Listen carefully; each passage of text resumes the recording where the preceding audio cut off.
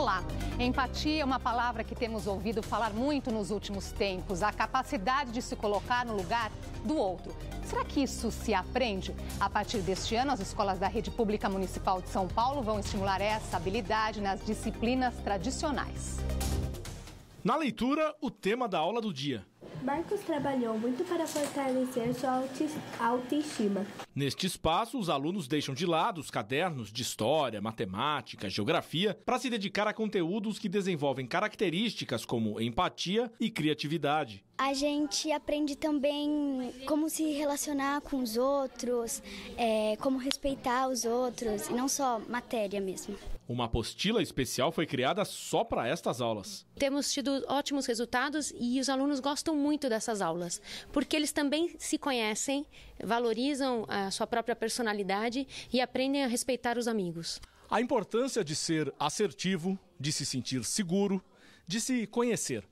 Há 3 anos, esta escola da Zona Leste de São Paulo criou um programa para desenvolver as habilidades emocionais dos alunos. Uma iniciativa que, a partir deste ano, vai se estender para toda a rede municipal. Além das disciplinas tradicionais, o novo currículo vai incluir habilidades como autonomia, determinação, responsabilidade, participação e pensamento crítico. É importante para ter um conhecimento, não só nas matérias, assim, mas um conhecimento na vida. Para falar sobre a empatia, nós recebemos o psicanalista Christian Dunker, professor titular do Instituto de Psicologia da USP, e o cientista social Luiz Mauro Sammartino, professor da Faculdade Casper Libero. E você também pode participar da nossa conversa com as suas perguntas e comentários pelo Facebook, pelo nosso Twitter com a hashtag Panorama TV Cultura. Obrigada pela presença hoje aqui com a gente. Obrigado pelo convite. Prazer estar aqui. Antes de detalhar, nós vamos começar explicando então a definição da palavra, o que significa empatia. Nossa. Então, a gente pode dizer que a empatia é uma forma de reconhecer e de se fazer reconhecer pelo outro, né? Uma espécie de percurso em que eu me dispo de quem eu sou, assim, dos meus valores, das minhas opiniões sobre o mundo e assumo o ponto de vista do outro, a perspectiva do outro. Depois disso, eu preciso reconhecer ainda que o outro ele não sabe tudo sobre si. Que o outro tem os seus infernos, tem os seus demônios, que ele é dividido. E depois disso, eu preciso ser afetado por essa divisão do outro, de tal forma a produzir com ele, a compartilhar com ele alguma coisa. E eu diria que essa seria uma definição mínima desse circuito da empatia. Legal que a palavra empatia, ela tem uma raiz no patos, essa última parte da palavra, patia, está ligado à afetividade, à emoção. Então, a empatia pode ser definida também como uma relação afetiva de comunicação, na qual eu vou tentar viver a emoção junto com o outro, o empatos, né? A empatia tem muito essa ideia de estar junto, viver com o outro. Então, vibrar junto, entender junto, me colocando nesse lugar também da vivência da emoção do outro. Então, o que ele está sentindo? Qual é o afeto que está mexendo com a pessoa num determinado momento? Estão pegando até o gancho da matéria. Quando eu estou lendo uma história que eu me envolvo e a personagem está vivendo uma situação e eu estou vivendo junto, esse momento é um momento de empatia. Eu crio uma relação de comunicação muito forte. Ou, para pegar um exemplo que me fala muito de perto, quando o seu filho, meu filho Lucas está com 6 anos, quando ele tem uma vivência legal, eu tenho essa vivência junto com. Não é a vivência dele, porque ele está lá vivendo a vida dele. Sim. Mas eu estou junto com, naquele momento do empático, de ter essa comunicação do afeto. Agora, quando vocês colocam dessa forma, nós pensamos, isso não deveria ser algo inerente ao ser humano? Por que estamos falando tanto sobre isso? É necessário ter empatia a ponto das escolas levarem essa questão para dentro das salas de aula? Então, de alguma forma, nós a perdemos em algum momento? Eu acho que é inerente ao ser humano. A criança, ela é inclinada à empatia, né? Como eu vi outro dia de uma criança que dizia o seguinte, quando a gente brinca junto, a gente fica amigo. Tá? Então, essa possibilidade, brincar com o outro, Sim. realmente de compartilhando com ele aquele universo que você cria, tem um efeito residual, né? A gente, no fundo, desaprende a ser empático. A gente sabe como fazer, ao longo da vida, e ao longo da desaprendemos. vida a gente vai se contendo, a gente vai impedindo a expressão de emoções, a gente vai entrando, vamos dizer assim, em certos papéis funcionais, a partir do qual a gente vive a vida como uma espécie de ator. né? O empático é aquele que é capaz de renunciar aos seus papéis, né? Para voltar a ter essa experiência mais genuína, mais espontânea de estar com o outro. E tem também uma questão que concordo plenamente, a empatia está ligada ao ser humano, está dentro das nossas essências, se tal existe, se isso existe. Mas, por outro lado, a empatia está muito ligada às condições. Existem condições para que essa vivência empática, essa comunicação aconteça. Então, quando, por exemplo, nós vivemos numa civilização como a nossa, muito rápida, muito veloz, muito individualista, muito egoísta, o espaço da empatia ele precisa ser reaprendido, ele precisa ser cultivado, ele precisa ser lembrado o tempo todo para que a gente lembre da nossa humanidade na relação com o outro. A civilização moderna, a grande cidade principalmente, ela tem muito dessa desumanização que se torna um impedimento para a empatia. Daí que não me espanta a empatia ser um tema nas escolas, ser um tema de trabalho, para a gente lembrar dessa condição humana. Exatamente. Então, é algo que se aprende para levar para as escolas? É algo que é possível ensinar, professor? É algo que se reaprende. Que se reaprende. Né? Acho que nossa moral, pelo menos no Ocidente, ela vem ensinando há algum tempo duas atitudes, né? Da simpatia e da tolerância. Que, a gente poderia dizer assim, a empatia é algo além disso, né? É algo além do que a gente espera de alguém que se comporta adequadamente, conforme as regras sociais, conforme um certo nível de cortesia. A empatia é sempre uma espécie de brinde que você pode encontrar ou não, que é um pouco contingente, na relação com os outros. E tem a ver com relações de poder também, professor, no sentido de que eu respeito e eu ouço, por exemplo, o que meu chefe diz, mas eu tenho uma dificuldade maior de tratar como igual o meu colega de trabalho? A empatia, eu entendo pelo menos que ela está em constante tensão com o poder. Porque o poder, em todas as suas formas de exercício, ele tem como uma das suas características quebrar esse vínculo de empatia. Por isso que quando você tem uma relação de poder, sobretudo uma relação autoritária, essa relação autoritária ela vai eliminar a empatia porque ela transforma toda essa potencialidade afetiva da empatia no respeito pelo medo, ou no respeito e na obediência pelo medo, que não é, evidentemente, uma relação comunicacional, uma relação afetiva, tal como a gente imagina. Por isso mesmo, essa ideia de reaprender a empatia para você compreender um pouco melhor até os meandros do poder. Você entender que aonde existem essas relações, elas podem ser transformadas. É possível transformar isso em cooperação. É possível transformar, e é muito interessante que isso aconteça no espaço da sala de aula, aquela relação tradicional que a gente conhecia, autoritária, numa relação cooperativa, numa relação afetiva, numa relação empática. Que esse tipo de relação vem perdendo também espaço, não? Essa relação mais autoritária dentro da sala de aula. Para sorte nossa. Para sorte nossa. Eu diria, Luiz, que talvez a emergência dessa preocupação, né, há um certo consenso que precisamos desenvolver, precisamos descobrir formas de expandir a empatia, tem que ver com uma certa percepção de que a empatia é um tratamento para os excessos do poder. Isso mesmo. A empatia ela se torna absolutamente necessária quando nossas relações elas se contratualizam, né? Quando estar com o outro passa a ser mediado apenas por regras, por leis, por mandamentos, né, por disciplinas. Isso é um fermento, é um caldo de fermento para os dois sinais fundamentais do excesso do poder, né, que é a cólera, que é a raiva, né? E de um lado, e a emulação, né? A excessiva subserviência, excessiva desejo de agradar o outro, por outro lado. E o que explica o fato de pessoas terem mais empatia do que outras? Que acontece dessa forma, não? Aí você tem uma questão que, seguindo essa linha, a empatia está ligada a duas outras palavras, que também tem a mesma raiz, respeito e responsabilidade. Quando eu respeito o outro, eu tenho uma responsabilidade pelo outro. Há um filósofo chamado Emmanuel Levinas que dizia justamente essa ideia da responsabilidade infinita que eu tenho pelo outro, pelo fato de eu reconhecê-lo como outro. Mas se eu não o reconheço como outro, se, por exemplo, eu apenas o obedeço porque eu tenho medo, numa situação clássica de poder, porque eu sei que se eu não obedecer eu vou ser prejudicado, eu não tenho respeito, eu não tenho responsabilidade, eu não tenho um vínculo forte, um vínculo que eu, agora, num juízo de valor, eu não tenho um vínculo bacana. Então, a empatia, ela está ligada a essas duas palavras, respeito e responsabilidade, que estão na mesma raiz da palavra resposta. A resposta que eu dou ao outro depende dessa construção mútua de respeito que começa na própria polidez, no respeito que eu demonstro pelo outro quando eu o reconheço como pessoa. E isso tudo é um aprendizado que começa desde pequenininho. Fala, olha, você tem o seu espaço e esse espaço não pode transgredir o do outro. Talvez isso seja um lugar comum, mas às vezes a gente precisa resgatar esses lugares comuns.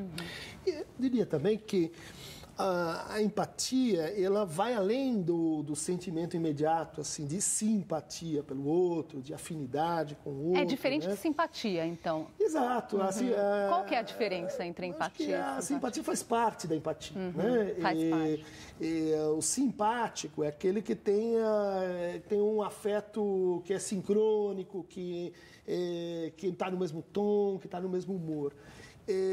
O empático faz com esse afeto alguma coisa, faz uma espécie assim de aventura ou de pequena viagem. Né? Daí que, e eu acho que esse seria um ponto para a gente pensar, as pessoas têm medo de se abrir para a experiência empática, porque nem sempre ela termina bem. Porque você se responsabiliza com o outro, você se implica naquilo que você não sabe onde vai dar e, frequentemente, a gente se machuca. Exatamente, era aí que eu queria chegar. Teria a ver com esse excesso de empatia? Pode me machucar, então, a partir do momento que eu pego o problema dos outros e trago para o meu dia a dia de forma exagerada? Existe esse risco? Excesso de empatia faz mal? Por exemplo, eu diria que a empatia ela é um dos elementos da construção de intimidade, né? Que é algo que nossa cultura também sente como desaparecendo. Né? Relações de intimidade, elas são sempre relações de risco. Né? Por quê? Porque aquilo que você oferece pode não ser correspondido pelo outro. Eu posso não ter o retorno que eu estou esperando. E na medida que você entende as relações como trocas, faz a esperando empatia um retorno. e a intimidade se tornam problemas. A empatia, ela tem, me parece, ela tem uma dificuldade muito grande em relação à simpatia. Eu diria até que elas têm em algum momento elas têm uma certa oposição. Porque na simpatia, eu já estou com aquele que eu considero igual, que eu já reconheço, com quem eu tenho justamente essa relação simpática, então é fácil. A simpatia, ela é relativamente fácil. A empatia, eu não sei se ela é arriscada, como você mencionou, mas ela é mais difícil, porque a empatia implica eu reconhecer aquele que não é como eu. E justamente isso é um exercício muito mais difícil do que o da simpatia. Então, respeitar todo mundo, quando todo mundo é igual a mim, faz o que eu gosto, é do meu jeito, é do meu tipo, fácil. Difícil é você encontrar essa relação de viver a experiência do outro que você não teve, que você não conhece. E aí me parece que a empatia, ela curiosamente reside num paradoxo. O fundamento da empatia é um paradoxo ou uma tensão com a qual a gente lida, que é viver, se colocar no lugar do outro, mas lembrando que você não é o outro. Para você ter sempre essa diferença que você mencionou do excesso da empatia, não saber, eu estou me colocando no lugar do outro, mas isso é um exercício que eu estou fazendo para criar um vínculo de comunicação, um vínculo de afeto, mas eu não sou o outro. Eu não tenho jamais como dar esse salto de me tornar o outro. Eu quero trazer uma outra questão aqui para você, se empatia tem a ver com conhecimento da realidade. Então, tem uma pesquisa que foi feita pelo Instituto Ipsos que mediu o conhecimento da realidade em 38 países. O Brasil aparece em segundo lugar entre os que menos se conhecem. As nossas equipes da TVC de Três Lagoas, no Mato Grosso do Sul, da Rede Minas e da TVE do Rio Grande do Sul comprovaram isso. Nós perguntamos qual a porcentagem de meninas entre 15 a 19 anos que ficam grávidas no Brasil. Veja os resultados. 15, 19 anos, uma faixa de 20. Eu acho que uns 90%. Engravida umas 12, 13 por aí. Umas 80. Umas 80, 90. Umas 80, 90. 60%. Para mim, uns 30% engravidam. Eu tenho gente conhecida com 12 anos ganhando filho. Tá aí, né? A percepção das pessoas é bem diferente da realidade. Então, vamos ver qual que é a realidade. Aí tem uma arte mostrando isso.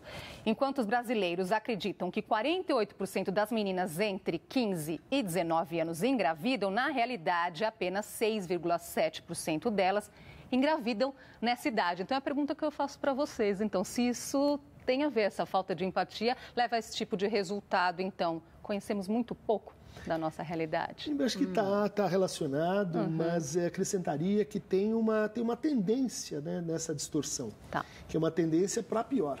Tem países que também não percebem bem a sua própria realidade, mas porque estão, vamos dizer assim, se pondo num destino muito mais glorioso, numa imagem muito superior a que a realidade se ajusta. No Brasil, essa pesquisa ela vai mostrar dados análogos para consumo de álcool, percepção da nossa saúde, percepção dos da nossa economia e assim por diante. Então a pergunta é por que será que a gente exagera nossas mazelas, né? A gente exagera eventualmente a nossa corrupção, eventualmente a nossa potência econômica. Para que isso serve? Isso serve para a gente dizer assim, olha, no fundo, essa realidade eu não posso transformá-la. No fundo, eu tenho que me submeter a essa realidade. No fundo, eu tenho que aceitar o que ela tem assim de muito ruim. Isso tem que ver com uma relação, que eu diria assim, antagonística com o outro. É uma relação em que eu não posso basicamente confiar no outro. E isso é muito, vamos dizer assim, congruente com o nível de desigualdade social. Né? Quer dizer, nós somos o segundo país com uma percepção mais deformada, mais equivocada. E o primeiro é a África do Sul. Ou seja, outro país que tem uma divisão social muito forte. Eu vou até trazer aqui um outro dado que tem a ver com essa questão da desigualdade. Foi uma pesquisa da Oxfam Brasil que perguntou para as pessoas, né, se dividir aí entre dois grupos, né, em que grupo você se coloca, entre os mais ricos e os mais pobres. A grande maioria das pessoas vai dizendo, eu estou entre os mais pobres da população. 9 a cada 10 brasileiros dizem que estão entre essa fatia. Quando você vai ver ali, pergunta para a pessoa o salário, é completamente equivocada mais uma vez. Quer dizer, as pessoas têm dificuldade em pensar que um grupo muito grande, muitas outras pessoas vivem com muito menos do que elas. Eu acho que já que o professor citou essa questão da desigualdade. Eu acho que isso daí se refere a duas coisas muito interessantes. A primeira delas é o seguinte, uma das condições da empatia é você reconhecer que a sua realidade não é a realidade, é uma realidade entre outras.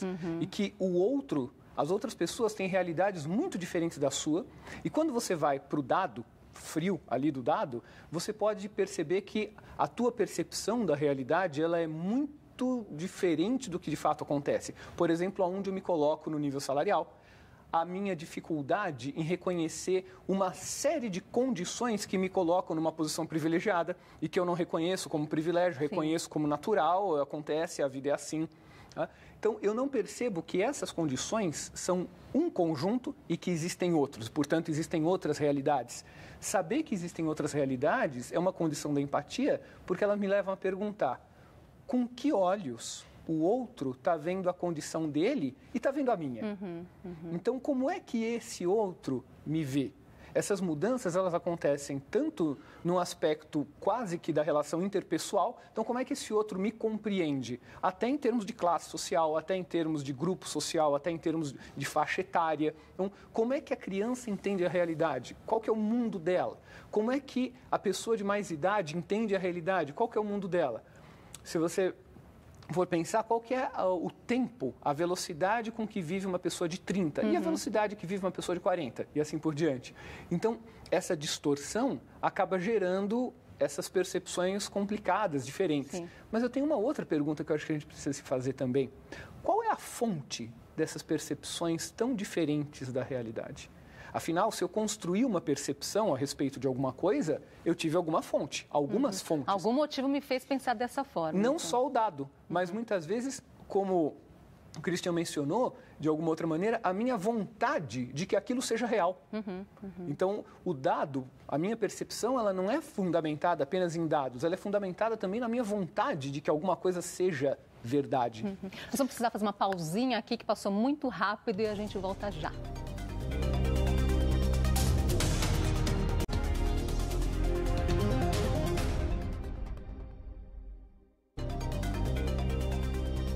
Já estamos de volta com o Panorama. Hoje falamos sobre a empatia, a capacidade de se colocar no lugar do outro. Com a gente, o psicanalista Christian Dunker e o cientista social Luiz Mauro Sammartino. Continue aqui participando da nossa conversa. Eu vou aqui para a opinião das pessoas, então. O André Nima Richen, ele pergunta para vocês que são professores de que forma aplicam esses conceitos, então, em sala de aula. Ele até pergunta como que isso seria aplicado numa escola pública brasileira comum. Nossa. Bom, no meu caso, que ensino clínica para os nossos alunos que vão pela primeira vez se encontrar com o paciente, e a empatia é um tópico básico. Freud dizia assim, se você não conseguir desenvolver uma empatia com o teu terapeuta, mude de terapeuta. É uma condição para tudo que vai vir depois. Isso envolve uma série de coisas que a gente já tem, mas que a gente pode ir escutando mais. Né? Acho que essa é a primeira palavra-chave quando a gente fala de empatia. Escutar o outro. É um fato muito raro, é um acontecimento. A gente, na maior parte do tempo, está falando sozinho. Está falando com espelhos, está falando dentro do seu próprio condomínio, está falando com suas sombras. Né? É muito difícil escutar o outro. Né? Na hospitalidade... Ainda mais quando aquele tem uma opinião diferente da sua. É muito fácil escutar aquele discurso ao que você está acostumado. Que é a si mesmo, não deixa de ser a si mesmo. Né? Achei legal essa pergunta, assim, bem a queima-roupa. Eu tenho como ideia a noção de que a empatia ela é uma condição do processo pedagógico. Então, trabalhando numa chave bem próxima do processo psicanalítico, é uma condição do processo pedagógico. A sala de aula é um espaço de construção de empatia, o que significa, em primeiro lugar, o respeito à opinião do outro.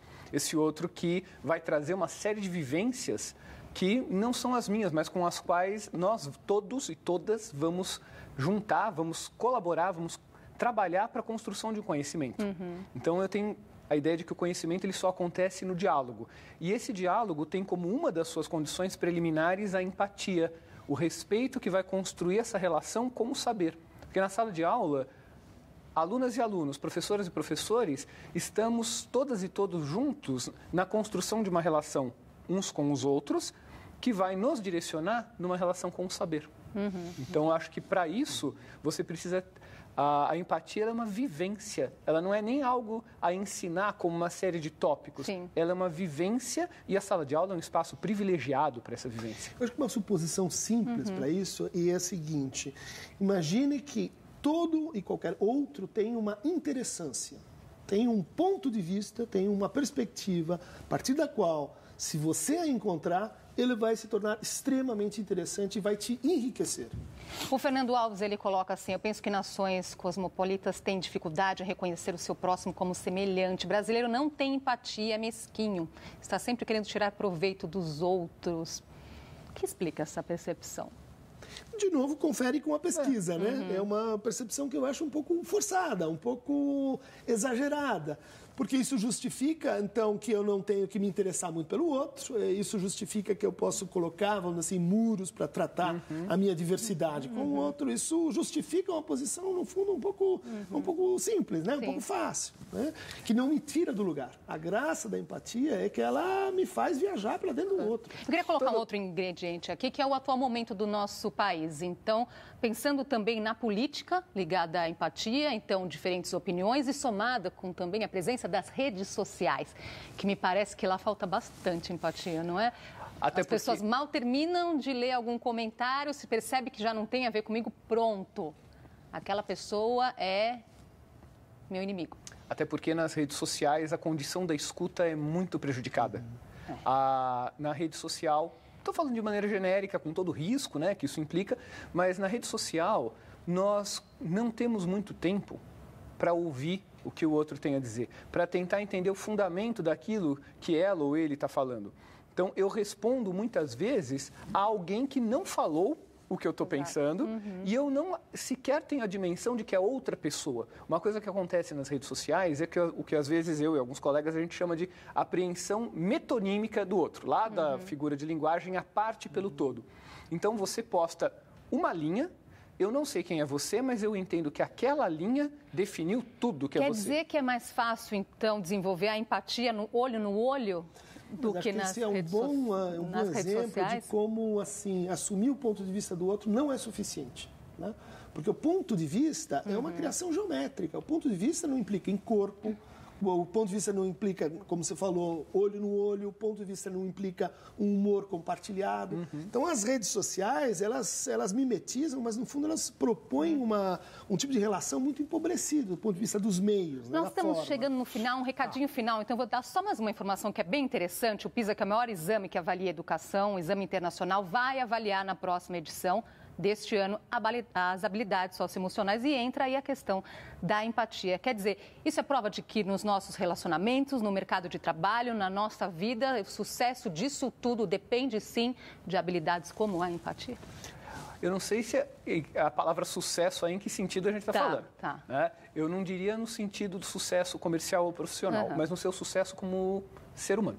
Então, a empatia é uma condição de vivência. E ela não está só num espaço, ela está em todos os espaços. A hora que eu estou no ônibus, no transporte coletivo, vejo que alguém precisa do meu lugar e eu fecho os olhos, finjo que eu estou dormindo, eu estou cortando uma relação de empatia. Não sei como alguém pode avaliar isso, mas ela é uma condição da vida humana. Ela não é uma condição para esta ou aquela atividade. Não é uma cena nada rara também, né, professor?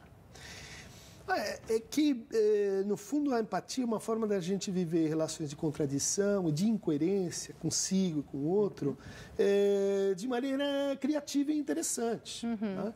Porque, senão, o que nos resta é um discurso moral, vamos dizer assim, disciplinar, de que você então precisa gostar dos outros, os outros são bons. Os outros não são bonzinhos, os outros não são um docinho de coco. E, mesmo assim, eles valem a pena. Né? Essa é uma combinação que só a empatia pode trazer. Acho que é uma questão que é uma habilidade essencial para a vida em sociedade, então, é o que me parece. Ela é difícil, mas necessária. Para a boa Exatamente, vida em para a vida em comunidade. Eu vou precisar encerrar, infelizmente, né? Vão surgindo tantas outras questões. Eu agradeço muito a presença de vocês. Muito obrigado pelo com convite. a gente. Adorei. Até obrigado uma próxima. Obrigada pela sua participação também. Obrigada. Até a próxima. Boa tarde para você.